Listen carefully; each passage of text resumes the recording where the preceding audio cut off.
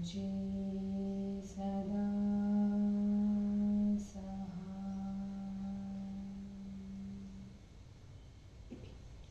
जय गुरुजी। अथ श्री वामन पुराणं 63 नारद उवाच।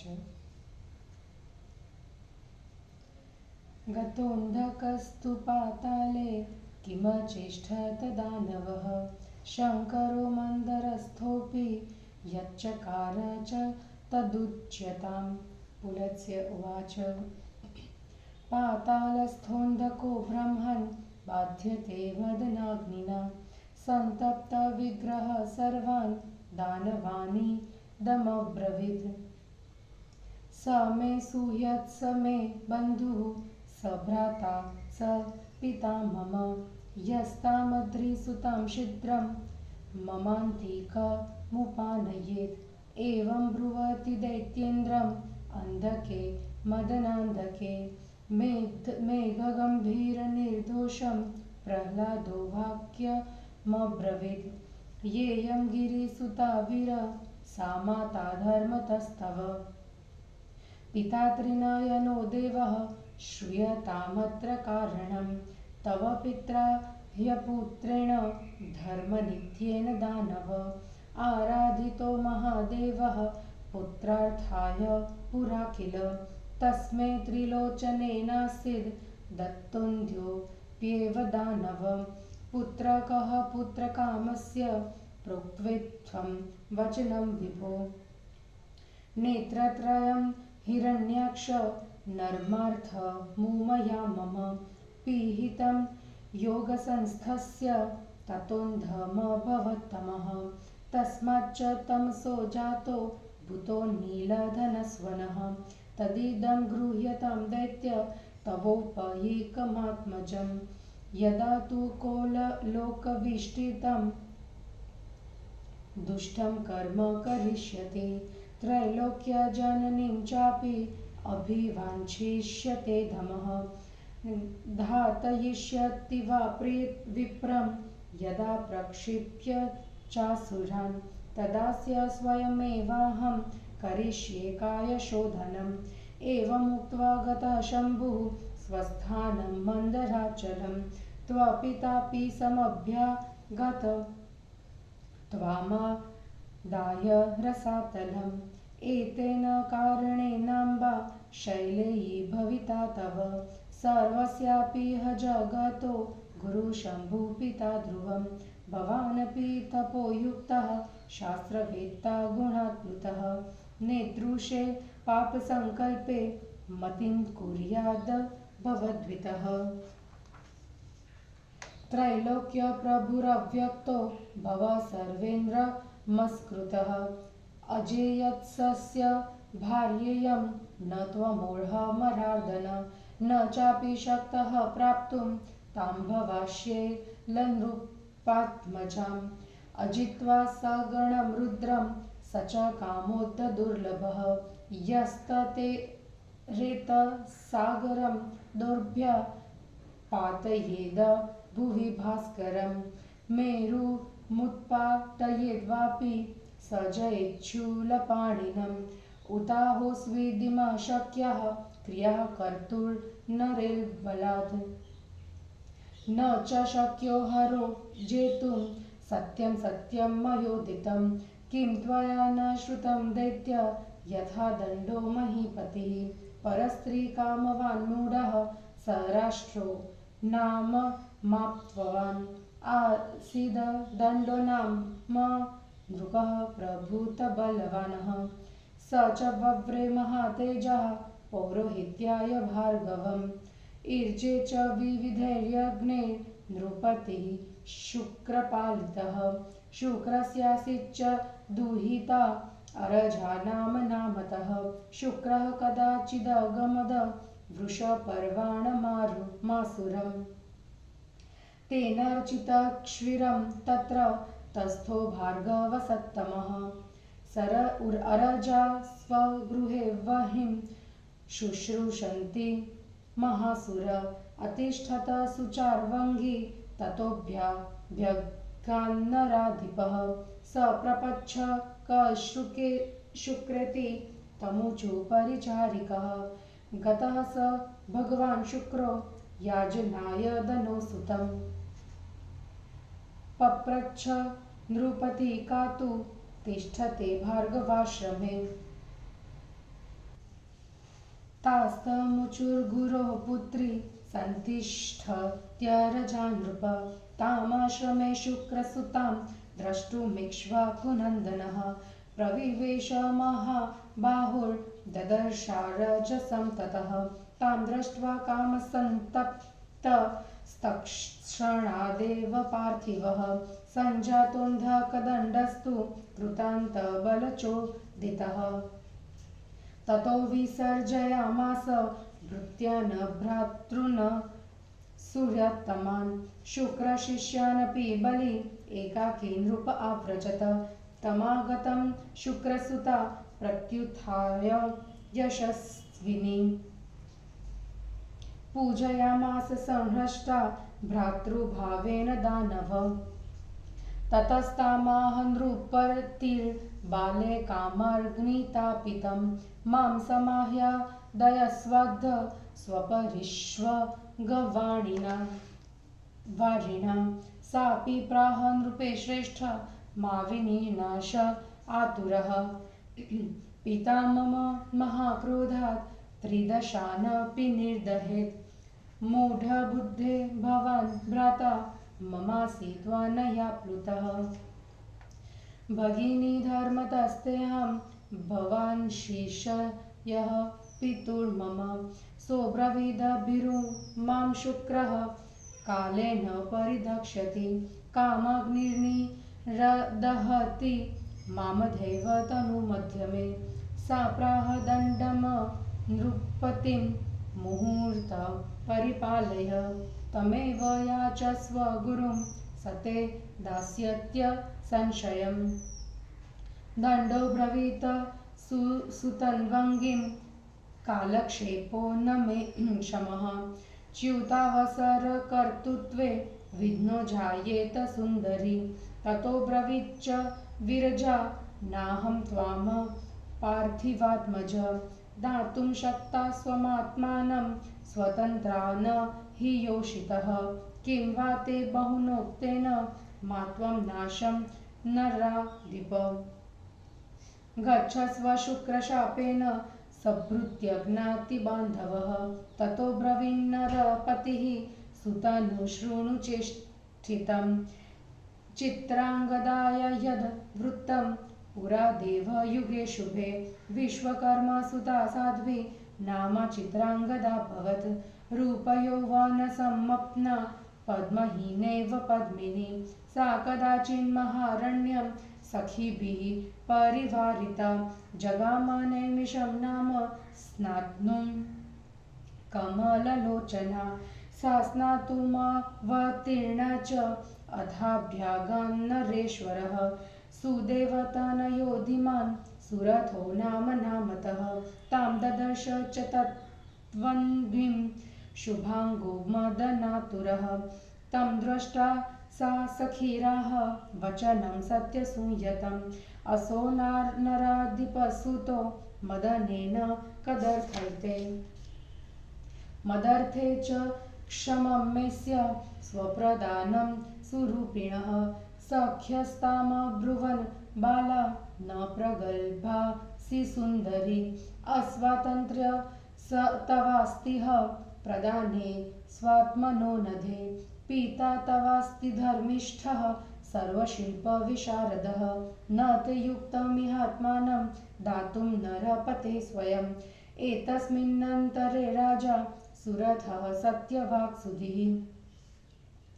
समभ्येत्याब्रवीद्रेणां कन्दर्पशरपीडितः त्वं मुग्धे मोहयसि मां द्रष्ट्यैव मदिरेक्षणे त्वददृष्टिशरपातेन स्मरेणाभ्येत्य ताडितः तन्मां कुचालते लप्ते तल्पे अभिशायितुमर्हसि नो चेत् प्रदक्ष्यते कामो भूयो भूयोति दर्शनात् ततः सा चारु सर्वांगी राज्ञो राजीवलोचना वार्यमाणा सखीभिस्तु प्राददात्मानमात्मना।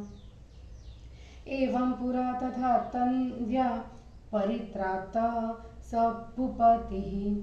तस्मान्मापमपि शुश्रुतृणी त्वं परित्रातु महर्षि। अरजस्काब्रवीद् दण्डं तस्या यदवृत्तमुत्तरं। किं त्वया न परिज्ञातं तस्मात् ते कथयाम्यहं। तदा तथा युन्तन्वज्ञा सुरथस्य महीपतेः। आत्मप्रदत्तः स्वातन्त्र्यात् ततस्तां शपथपिता। यस्मादधर्मपरित्यज्य स्त्रीभावान् मन्दन् चेतसे। आत्मा प्रदत्तस्तस्मादीन विवाहो भविष्यति। विवाहरहितानैव सुखं लप्स्यसि भर्तुतः। न च पुत्रफलं नैव पतिना योगमेष्यसि।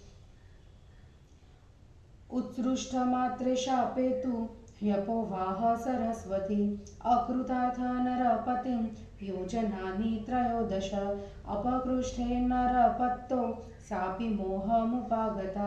ततस्तां शिशिचु सख्यः सरस्वत्या जलेन हि। सासिच्यमानसुतरां शिशिरेणाप्यथाम्भसा। मृतकल्पा महाबाहो विश्वकर्म सुताभवत्। तां मृतामिति विज्ञाय जग्मुः सख्यस्त्वरान्वितः। काष्ठान्याहर्ततुमपरा वह्निमाने तुमाकुलाः। सा च तास्वपि सर्वासु गतासु वनमुत्तमम्। संज्ञालेभेषु चार्वङ्गी दिशश्वाप्यवलोकयत्। अपश्यन्ति नरपतिं तथा स्निग्धं सखीजनं। निपतात सरस्वत्याः यपसि पयसि स्फुरिते क्षणां। तां वेगात् काञ्चनाक्षी तु महानङ्गां नरेश्वरम्। गोमत्यां परिचिक्षेप तरङ्गं कुटिले जले। तयापि तस्यास्तद्भाव्यं विदित्वाथ विशाम्पते। महावने परिक्षिप्ता सिंहं व्याघ्रभयाकुले। एवं तस्या स्वतन्त्राया एषावस्था श्रुता मया। तस्मान्न दास्याम्यात्मानं रक्षन्ति शीलमुत्तमम्। तस्यास्तद्वचनं श्रुत्वा दण्डः शक्रसमो बली। विहस्य त्वरजां प्राह स्वार्थमर्थक्षयं करम्। दण्ड उवाच तस्या यदुतरं वृत्तं तप्तिस्तुच्छ कृच्छोदति।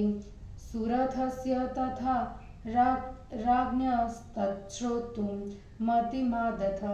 यदा वकृष्टे नृपतो पतिता सा महावने। तदा गगनसञ्चारी दृष्ट्वा न गुह्यकोञ्जनः। ततः सोऽभ्येत्य तां बालां परिसान्त्वय प्रयततः। प्राहमागच्छ सुभगे विषादं सुरथां प्रति।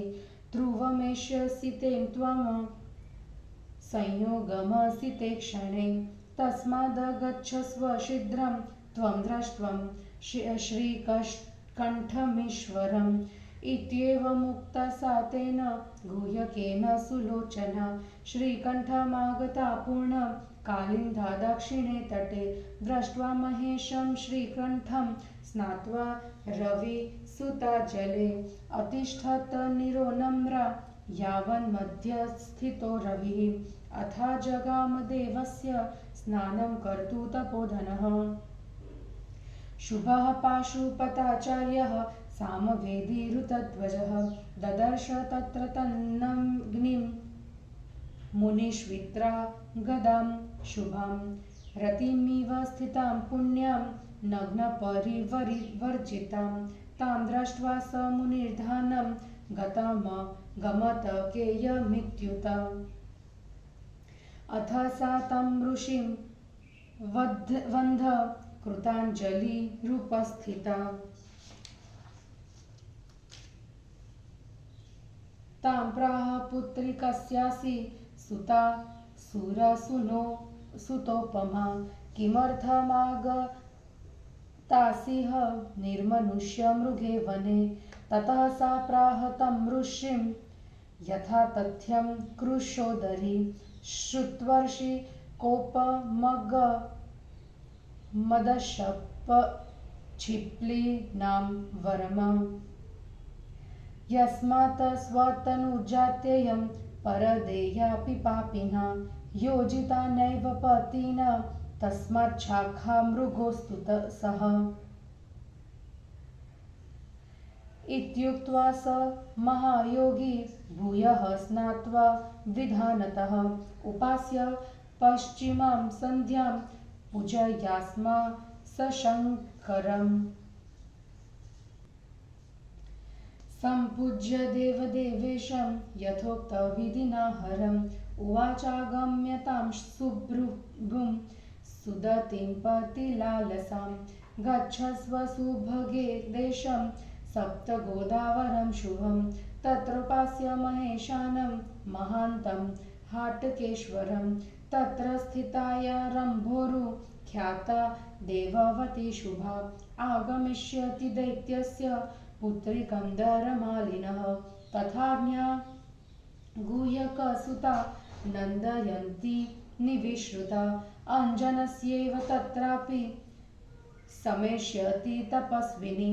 तथा परा वेदवती पर्जन्य दुहिता शुभा यदा तिस्रः समेष्यन्ति सप्तगोदावरे जले। हाटकाख्ये महादेवे तदा संयोगमेष्यसि इत्येवमुक्ता मुनिना बालचित्राङ्गदा तदा। सप्तगोदावरं तीर्थं गमत त्वरित ततः सम्प्राप्य तत्र देवेशं पूजयन्ति त्रिलोचनं। समध्यास्ति शुचिपरा फलमूलाशनाभवत् सचर्षिज्ञानसम्मप्नः श्रीकण्ठायतनेऽखिलत्। श्लोकमेकं महाख्यानं तस्याश्वप्रियकाम्यया न सोऽस्ति कश्चित् त्रिदशोऽसुरो वा। न सोऽस्ति कश्चित् त्रिदशोऽसुरो वा यक्षोऽथ मर्त्यो रजनीचरो वा। इदं हि दुःखं मृगशावनेत्र्या निर्मार्जयेद यः स्वपराक्रमेण। इत्येवमुक्त्वा स मुनिर्जगाम द्रष्टुं विभुं पुष्करनाथमीड्यं। नन्दीं पयोष्णीं मुनिवृन्दवन्धां संचिन्तयन्नेव विशालनेत्रम्। हिंदी अनुवाद। अंधकासुर का प्रसंग, दंडकाख्यान का कथन, दंडक का अर्जा से चित्रांगदा का वृतांत कथन। नारद जी ने पूछा, मुने, अंधक दानव ने पाताल में जाकर क्या किया? शंकर ने मंदर पर्वत पर रहकर जो कुछ किया उसे भी बतलाइए। पुलत्स्य जी बोले, ब्राह्मण, पाताल में रहता हुआ अंधक कामाग्नि से दुखी हो गया।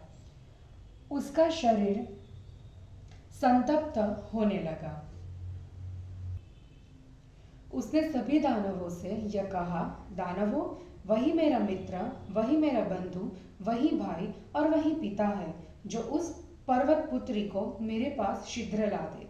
काम से अधीर हुए दैत्येंद्र अंधक के साथ कहने पर प्रहलाद ने बादल के समान गंभीर शब्द में कहा, वीर, ये जो गिरिजा है वे धर्मतः तुम्हारी माता है और त्रिलोचन शंकर तुम्हारे पिता है। इसका जो कारण है उसे तुम सुनो। दानव, पहले समय में धर्म में सदा तत्पर रहने वाले पुत्रहीन तुम्हारे पिता ने पुत्र की कामना से महादेव की आराधना की थी। दानव त्रिलोचन शंकर ने पुत्र की कामना वाले उसको अंध पुत्र दिया और यह कहा कि शक्तिशाली हिरण्याक्ष एक समय में योग में स्थित था और उमा ने परिहासार्थ मेरे तीनों नेत्रों को बंद कर दिया। उसके बाद अंधकार स्वरूप तम उत्पन्न हुआ। उस तम से नीले मेघ के समान शब्द करने वाला एक भूत मतलब प्राणी उत्पन्न हुआ। दैत्य, तुम इसे ग्रहण करो, यह तुम्हारे योग्य पुत्र है। किंतु यह अधम जब संसार के विरोध में बुरा कर्म करेगा तथा त्रैलोक्य जननी की चाह करेगा अथवा असुरों को भेजकर जब यह विप्रों का वध कराएगा, तब मैं स्वयं इसके शरीर की शुद्धि करूंगा। ऐसा कहकर शंभु अपने स्थान मंदराचल पर चले गए और तुम्हारे पिता तुमको लेकर रसातल में चले गए। इसी कारण शैलपुत्री तुम्हारी माता एवं समस्त जगत के गुरु शंभु निश्चय ही तुम्हारे पिता है। आप ही तपस्या करने वाले एवं शास्त्र के ज्ञाता तथा अनेक अलौकिक गुणों से भूषित हो, अतः आप जैसे पुरुष को इस प्रकार के पाप करने में मानसिक निश्चय भी नहीं करना चाहिए। हे देवताओं को कष्ट देने वाले, अमरार्दन, तीनों लोकों पर शासन करने वाले और सबसे वंदित अव्यक्त भगवान शंकर सर्वथा अजय है। उनकी ये भार्या है। तुम न तो इनके योग्य हो और न समर्थ ही। गणों के सहित शंकर को बिना जीते तुम उस पर्वतराज की कन्या को प्राप्त करना चाहते हो, सो तो यह मनोरथ पूरा होना कठिन है। शूलपाणी शंकर को वही जीत सकता है जो अपनी भुजाओं से समुद्र को पार कर जाए अथवा सूर्य को पृथ्वी पर गिरा दे या मेरु पर्वत को उखाड़ दे। उपर्युक्त सभी कार्य भले ही मनुष्य बल से कर ले, किंतु शंकर नहीं जीते जा सकते। यह मैंने सच सच कह दिया है। दैत्य, क्या तुमने यह नहीं सुना है कि परस्त्री की अभिलाषा करने वाला दंड नाम का मूर्ख राजा अपने राष्ट्र के साथ विनष्ट हो गया? सुनो, प्राचीन काल में प्रचुर सेना एवं वाहनों से भरा पूरा दंड नाम का एक राजा था। उसे महातेजस्वी ने पुरोहित के स्थान पर शुक्राचार्य को वृत्त किया था। शुक्राचार्य के निर्देशन में उस राजा ने भांति भांति के यज्ञों का अनुष्ठान किया। शुक्राचार्य की अर्जा नाम की एक कन्या थी। किसी समय शुक्राचार्य वृषपर्वा नाम के असुर के पास गए हुए थे। भार्गव वंश में श्रेष्ठ वे शुक्र उससे पूजित सत्कृत होकर बहुत समय तक वहीं रुके रह गए। महासुर सुंदरी अर्जुन अपने घर में अग्नि की सेवा हवनादि कार्य करती हुई यह रह गई थी। इतने में ही एक दिन राजा दंड वहां पहुंच गया। उसने पूछा, शुक्राचार्य कहाँ है? घर की सेविकाओं ने उनसे कहा, वे भगवान शुक्र दनुनंदन मतलब वृषपर्वा के यहाँ यज्ञ कराने गए हैं। राजा ने पूछा, शुक्राचार्य के आश्रम में यह कौन स्त्री रह रही है? उन लोगों ने उत्तर दिया, राजन, यह गुरु जी की कन्या अर्जा है। महाबाहु इक्ष्वाकुनंदन दंड शुक्राचार्य की उस कन्या को देखने के लिए आश्रम में प्रविष्ट हुआ और उसने अर्जा को देखा। अंधक काल बल से प्रेरित होकर राजा उसे देखकर तत्काल ही काम से पीड़ित हो गया। उसके बाद बलवान राजा ने भृत्यों, भाइयों, घनिष्ठ मित्रों एवं शुक्राचार्य के शिष्यों को भी वहां से हटा दिया और वहां अकेला आ गया। शुक्राचार्य की यशस्विनी कन्या ने आए हुए उस राजा का भ्रातृभाव से प्रसन्नतापूर्वक स्वागत सत्कार किया। उसके बाद राजा ने उससे पूछा, बाले, मैं कामाग्नि से संतप्त हूँ, आज तुम अपने अलिंगन रूपी जल से मुझे आनंदित करो। वह अर्जा बोली, नरपति प्रवर, काम से अधीर होकर अपने को विनष्ट मत करो। मेरे पिता अपने महान क्रोध से देवताओं को भी भस्म कर सकते हैं। मूढ़बुद्धे, तुम मेरे भाई हो, परंतु अनीति से ओतप्रोत हो गए हो।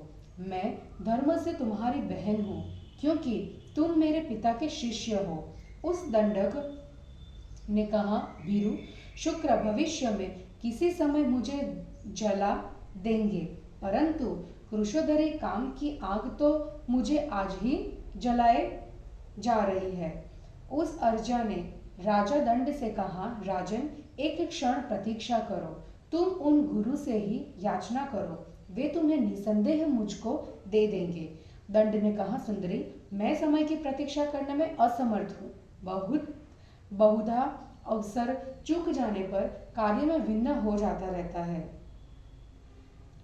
उसके बाद अर्जा ने कहा, राजपुत्र, मैं स्वयं अपने को तुम्हें अर्पित करने में समर्थ नहीं हूँ, क्योंकि स्त्रियां स्वतंत्र नहीं होती, अथवा नरपते, तुमसे अधिक कहने से क्या लाभ। बस मैं इतना ही कहती हूँ कि इस असत प्रस्ताव के कारण तुम शुक्राचार्य के शाप से भृत्य, जाति और बंधुओं के साथ अपना विनाश मत करो। उसके बाद राजा ने कहा, सुंदरी, प्राचीन काल में पवित्र देवयुग में घटित चित्रांगदा का एक वृतांत सुनो। विश्वकर्मा की चित्रांगदा नाम की एक साध्वी कन्या थी। वह रूप और यौवन से संपन्न मानो कमल से रहित कमलिनी थी। कमल के समान नेत्रों वाली वह किसी समय अपनी सखियों से घिरी हुई सखियों के साथ नैमिष नाम के महारण्य में स्नान करने के लिए गई। वह स्नान करने के लिए जल में जैसे ही उतरी, वैसे ही सुदेव के पुत्र बुद्धिमान राजा सूरत वहां पहुंचे। उन्होंने उस कृशांगिनी को देखा।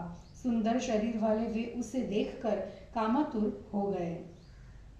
उनको देखकर उस चित्रांगदा ने अपनी सखियों से सत्य छिपावरहित वचन कहा, यह राजपुत्र मेरे ही लिए काम पीड़ित होकर कष्ट पा रहा है, अतः मुझे यह उचित है कि इस सौंदर्यशाली व्यक्ति को मैं अपने को समर्पित कर दूं। उसकी बाला सहेलियों ने उससे कहा कि सुंदरी, तुम सयानी वयस्का नहीं हो। निष्पाप बालिके, स्वयं को दान करने में तुम्हें स्वतंत्रता नहीं है। तुम्हारे पिता परम धार्मिक है और सभी शिल्प कर्मों में परम निपुण है, इसलिए यहाँ तुम्हें अपने को राजा के लिए दान दे देना ठीक नहीं है। इस बीच काम बाण से पीड़ित सत्यवक्ता बुद्धिमान सूरत ने उसके पास आकर कहा, मुग्धे, मदिरे क्षणे, तुम अपनी दृष्टि से ही मुझे मोहित कर रही हो। कामदेव ने उपस्थित होकर तुम्हारे दृष्टि रूपी बाण से मुझे घायल कर दिया है, इसलिए तुम मुझे अपने कुचतल रूपी शैया पर सुलाने की योग्य हो। ऐसा न करने पर बार बार तुम्हारे देखने से तो काम मुझे जला ही डालेगा।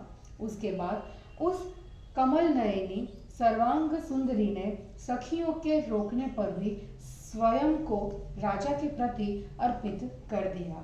इस तरह प्राचीन काल में उस कृशांगिनी ने उस राजा की रक्षा की थी, अतः सुश्रोणी, तुम्हें भी मेरी रक्षा करनी चाहिए। शुक्रनंदिनी अर्जा ने राजा दंड से कहा, क्या तुम उसके आगे की घटित घटना को नहीं जानते?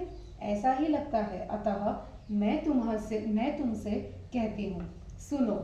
जब उस कृशांगिनी ने स्वयं को राजा सूरत के लिए स्वतंत्रता पूर्वक अपनी इच्छा से दान कर दिया, तब पिता ने उसको शाप दे दिया। मंदबुद्धि, यतः तुमने स्त्री स्वभाव के कारण धर्म को छोड़कर अपनी इच्छा से स्वयं को प्रदान कर दिया है, अतः तुम्हारा विवाह नहीं होगा, और तब विवाह से रहित होने के कारण तुम पति से सुख नहीं प्राप्त कर सकोगी। तुम्हें न तो पुत्र फल की प्राप्ति होगी और न पति से संयोग की होगी। फिर तो शाप देते ही सरस्वती व्यर्थ हुए मनोरथ वाले राजा को 13 योजन तक बहा ले गई। राजा के बहकर दूर चले जाने पर चित्रांगदा भी बेहोश हो गई। महाबाहो, उसके बाद सखियों ने सरस्वती के जल से उसको सींचा। सखियों द्वारा शीतल जल से भली भांति सींचे जाने पर भी वह विश्वकर्मा की पुत्री मरे हुए के समान हो गई। सखियां उसे मरी हुई समझकर शीघ्रता से कोई काष्ठ लेने एवं कुछ व्याकुल होकर अग्नि लाने चली गई। उत्तम वन में उन सभी के चले जाने पर उसे चेतना प्राप्त हुई। सुंदर अंगों वाली वह चारों ओर देखने लगी। राजा एवं प्रिय सखियों को न देखकर चंचल नेत्र वाले वह सरस्वती के जल में गिर पड़ी।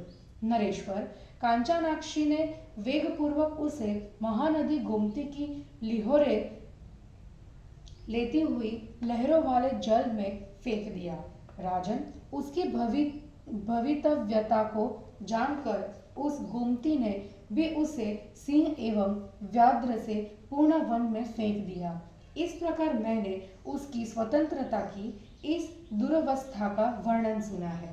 अतः मैं अपने उत्तम शील की रक्षा करती हुई स्वयं को तुम्हें समर्पित नहीं करूंगी। इंद्र के तुल्य बलवान राजा दंड ने उसके उस वचन को सुनकर हंसते हुए उस अर्जा से पुरुषार्थ को नष्ट करने वाला अपना अभिप्राय कहा। दंड ने कहा, क्रुशोदरी, उसके पिता तथा राजा सूरथ के साथ घटित हुए उसके बाद के वृतांत को सुनने के लिए तुम सावधान हो जाओ। राजा के दूर चले जाने पर जब वह महावन में घिरी, उस समय आकाश में संचरण करने वाले अंजन नाम के गुह्यक ने उसे देखा। उसके बाद वह उस बाला के पास गया और प्रयत्न पूर्वक उसे सांत्वना देते हुए कहा, सुभगे, सूरत के लिए उदास मत हो। आई कजरारे नेत्रों वाली, तुम उससे संयोग अवश्य प्राप्त कर लोगी। अतः तुम शीघ्र भगवान श्री कंठ का दर्शन करने के लिए चली जाओ। उस गुह्यक ने कि ऐसा कहने पर सुंदर नेत्रों वाली वह शीघ्रता पूर्वक कालिंदी के दक्षिण तट पर स्थित श्रीकंठ के निकट चली गई। वह कालिंदी के जल में स्नान करके महेश्वर श्रीकंठ का दर्शन कर दोपहर तक सिर झुकाए स्थित रही। इतने में देव श्रीकंठ के पास शुभ लक्षणों से युक्त पाशुपताचार्य सामवेदी तपोधन ऋतध्वज स्नान करने के लिए आए। मुनि ने काम से रहित रति के समान कृशांगी कल्याणकारिणी चित्रांगदा को वहां देखा। उन मुनि ने उसको देखकर ध्यान किया कि यह कौन है। इसके बाद वह उन ऋषि के निकट जाकर उन्हें प्रणाम कर हाथ जोड़कर खड़ी हो गई। ऋषि ने उससे पूछा, पुत्री, देवकन्या की भांति तुम किसकी पुत्री हो? मनुष्य तथा पशु रहित इस वन में तुम क्यों आई हो? उसके बाद उस क्रोशोदरी ने उन ऋषि से सच्ची बात कही।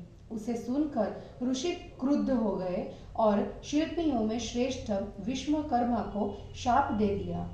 यतः उस पापी ने दूसरे के देने योग्य भी अपनी इस पुत्री को पति से युक्त नहीं किया, अतः वह शाखा मृग मतलब बंदर हो जाए।